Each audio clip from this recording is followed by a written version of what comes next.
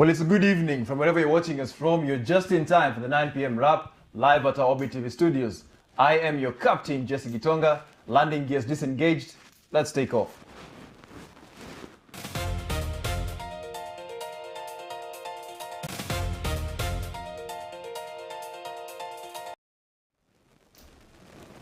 The murder suspect remanded as detectives recover victim's head in grueling operation.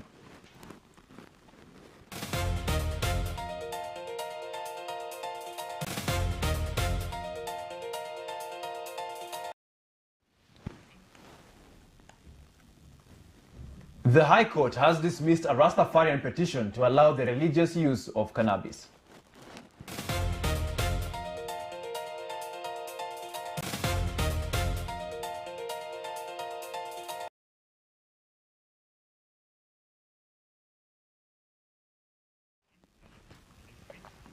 Coast leaders intensify campaign to rally support for President Ruto's 2027 re-election bid.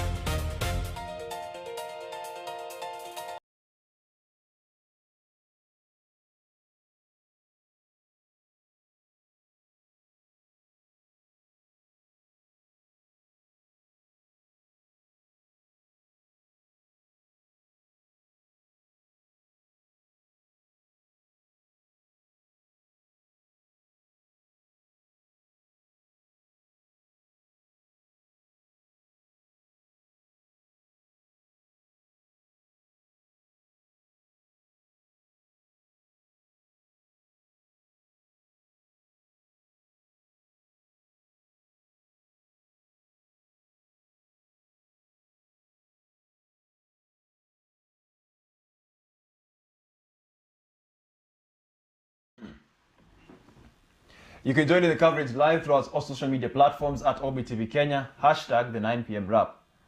A murder suspect has been remanded for 21 days by the Nyeri Law Courts after a multi-agency team recovered the head of a woman believed to have been killed and dismembered in an operation that has shocked residents of the county. According to the Directorate of Criminal Investigations, the suspect, John Deritu Mureithi, was arrested on July 10th along the Nanyuki Isiolo Road while allegedly attempting to flee to Uganda. He is said to have led detectives to Ngangarithi Estate in Nyeri Township, where the victim's head had been allegedly concealed inside a 20-foot deep pit latrine. A multi-agency team comprising of the DCI homicide detectives, forensics experts, and National Government Administration officers, Nyeri Police Station personnel, and the County Disaster and Rescue Team carried out what officials called a painstaking recovery operation, partially demolishing the latrine before retrieving the remains along with blood-stained clothing linked to the case. The recovered remains have been transferred to the Nyeri County Referral Hospital mortuary for post-mortem examination, while the clothing has been secured by forensic analysis. Court documents identify the victim as 25-year-old Joy Kanini. The DCI said the investigation remains active and that the 21-day remand period will allow detectives to complete forensic analysis and gather further evidence to strengthen the case ahead of formal charges.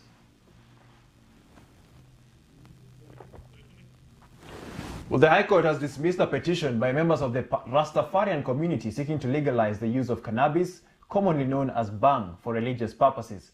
In a judgment delivered yesterday, Justice Bahati Mwamuye ruled that the petitioners failed to prove that Kenya's Narcotic Drugs and Psychotropic Substances Control Act violates their constitutional rights to freedom of religion, conscience, and belief. The court also found there was insufficient evidence to show that the criminalization of cannabis substantially interferes with the practice of Rastafarian faith. While calling for a broader national conversation on cannabis policy, the judge affirmed that Kenya's existing drug laws remain valid and enforceable, with no religious exemption for the use of cannabis. Political leaders from the Coast region have stepped up campaigns to rally support for President William Ruto's 2027 re-election bid under the broad-based political arrangement. During a political rally in Likoni, Mombasa County, the leaders say the region is undergoing a political realignment aimed at attracting more development through closer cooperation with the national government. Mwende Wambua is our reporter. Coastal leaders led by Cabinet Secretary Salim Vulia and Alias Joho have urged coast residents to reject divisive politics and support leaders focused on development.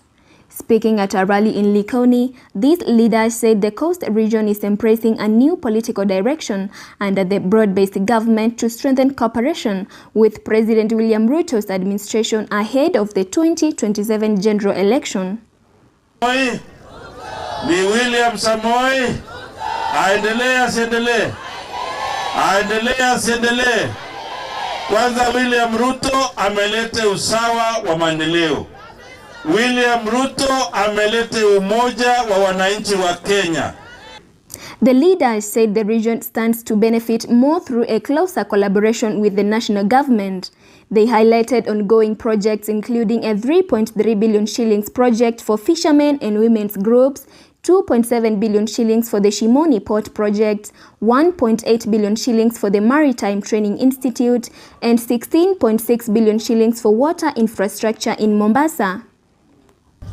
Na sisi hapa jimbo la Pwani miaka yetu yote tumelia na mambo ya dhuluma za kihistoria. Ni kweli si kweli? Mambo ya ajira, mambo ya miradi kwenda kule huko hayaji, mambo ya mashamba, mambo ya mabarabara, mambo ya maji. Si hivyo? Wakipeleka maji juzi tukiwa katika mkutano wa cabinet alipitisha bilioni 16.6 16.6 billion mambo ya maji yaje Mombasa juzi tu. Moreover, Mombasa Governor Abdul Samad Sharif Nasir said the county government is working with the national government to improve healthcare and service delivery.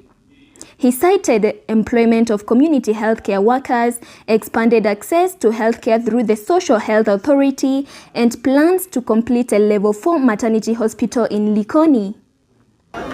Hii ni serikali ya kwanza bila ya fedha kutoka kwa wazungu, fedha kutoka kokote. Sasa hivi level 2 na level 3 zetu, ukiwa umekuwa registered na SHA unafaa kupata matibabu bure. Hatukusimama pale tukasema na sisi kama level 4 ikiwa mtu ni mgonjwa sana akienda level 4 na level 5 hospitali ya Generali na hii yetu hapa ya Likoni tunamlipia SHA na kuweza kumsaidia. Kisha tukasema sisi tutasoka kidogo tujaribu kuweza kufanya mtoto akiwa chini ya miaka 5 hata kama ni maradhi ya moyo tutamsimamia. This comes amid the heightening political campaigns ahead of next year's general elections continue to gain momentum across the country, with leaders stepping up efforts to rally their supporters and win over Kenyans as the race for polls intensifies. Mwende Wambua, Orbit TV.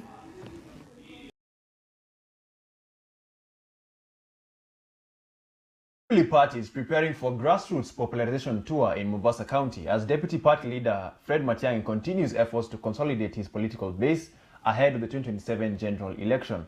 The visit forms part of a wider nationwide tour Matiang'i has undertaken in recent months alongside leaders of the United Alternative Government Opposition Coalition following similar grassroots engagements in counties including Makueni. Mombasa County Party officials say they are ready to host the delegation, with local chairman Richard Barake expressing confidence in Matiang'i's leadership of the coalition. The tour comes as the party intensifies its mobilization efforts in the coast region, an area historically considered an opposition stronghold. Party officials say the visit will focus on grassroots engagements, recruitment of new members, and identification of aspirants across elective positions ahead of next year's polls. Well, let's take a short commercial break, but remember to buckle up. We'll be back with more.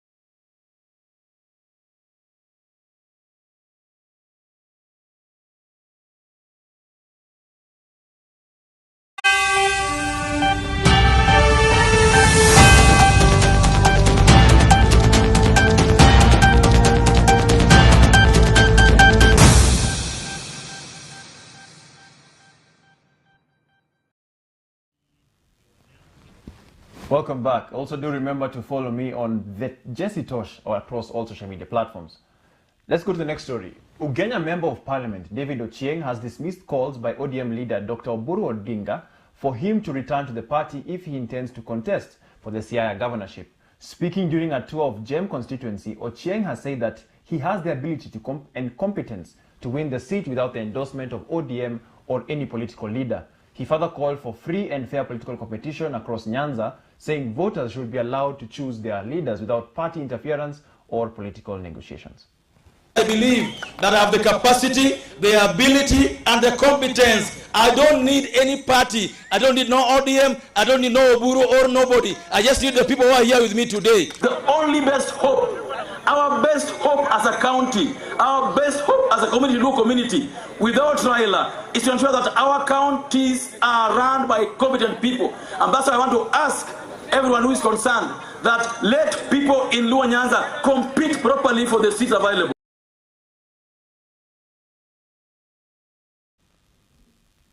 Laikipia County has surpassed its own source revenue target for the 2025-2026 financial year after collecting 1.36 billion against a target of the 1.35 billion. Governor Joshua Irungu says the achievement reflects steady growth in revenue collection since the 2022-2023 financial year, when the county collected only 900 million. He attributed the increase to continuous taxpayer engagement and the adoption of electronic revenue collection systems, while urging residents to continue paying taxes to support more development projects across the county.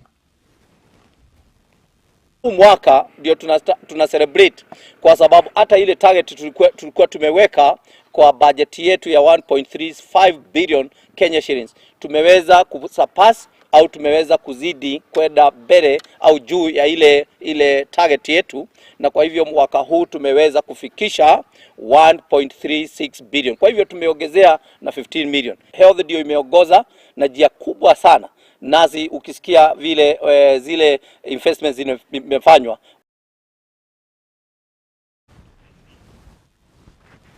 Well, on to some smoking news. The British High Commissioner to Kenya, Matt Bowe, has assured Kenyans that the United Kingdom is investigating alleged atrocities said to have been committed by British troops during military training exercises in Kenya. Speaking in Nanyuki during the commissioning of a dining hall built by the British Army at Temakis Comprehensive School, Bowe reaffirmed the UK's government commitment to cooperate with Kenya in addressing allegations of human rights abuses and environmental damage. His remarks come amid growing concerns from communities in Laikipia and Samburu counties. We therefore take every event, every action seriously. We investigate every event, and it is our obligation, our commitment to this community to ensure that we investigate, we review, but also that we redress and provide the support that this community needs and demands from us. That relationship is one that we take incredibly seriously. Let's go to the coast now. Mombasa County and the Tanzania semi-autonomous region of Zanzibar are set to strengthen cooperation through a partnership aimed at boosting tourism, trade, and the blue economy. Speaking during a meeting with the Lord Mayor of Zanzibar, Mombasa Governor Abdul Samad Sharif Nasir said the two coastal regions will work together to harness their shared maritime resources, promote cultural exchanges, and create new economic opportunities. The partnership is also expected to strengthen regional travel and sustainable development. Still on the coast, beach management unit leaders along the Kenyan coast have received specialized training aimed at strengthening their role in advancing the country's blue economy agenda. The training forms part of ongoing government and partner-led efforts to build the capacity of BMU leadership in governance, fisheries management, and sustainable resource use. Kenya has been working to transform beach management units into cooperatives to improve access to credit and formalize their role in the fisheries value chain, with hundreds of BMUs across the coast targeted for this transition. Coastal county fisheries officials have consistently emphasized that strong BMU leadership is key to reducing illegal fishing, resolving conflicts among ocean users, and improving compliance with fisheries regulations. The training also reflects the wider push under Kenya's National Blue Economy Strategy, which aims to grow the sector's annual earnings significantly by the end of the decade through investment in aquaculture, deep-sea fishing, and cold chain infrastructure. Well, let's take another short commercial break, but remember to buckle up. We'll be back with sports.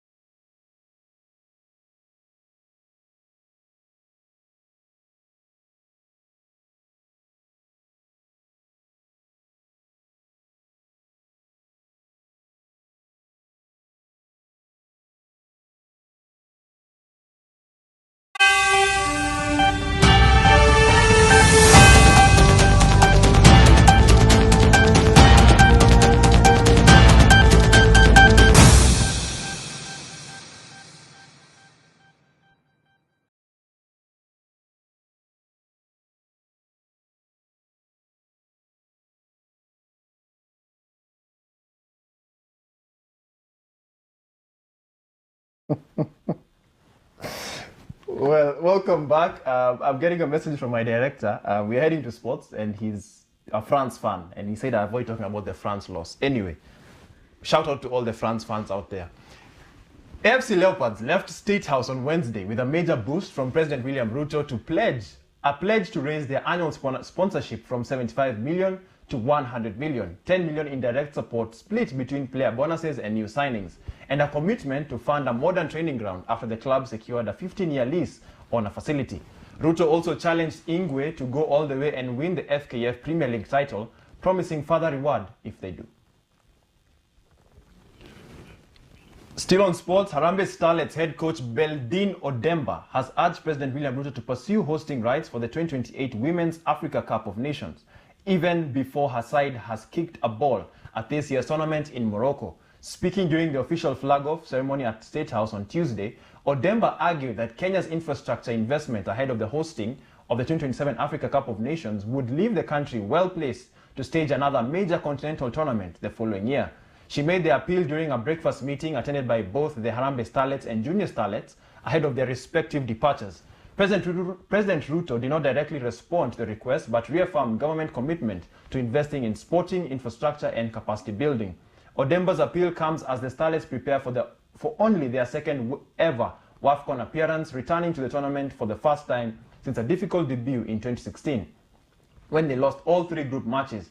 The team will now head to France for a week-long training camp before proceeding to Morocco, where they have been drawn in a touch group A, alongside host Morocco, Senegal and Algeria. The Starlets opened their campaign against Morocco on July 26th before facing Senegal on July 30th and closing the group stage against Algeria on August 3rd, with the squad targeting a first-ever appearance in the tournament's knockout stages.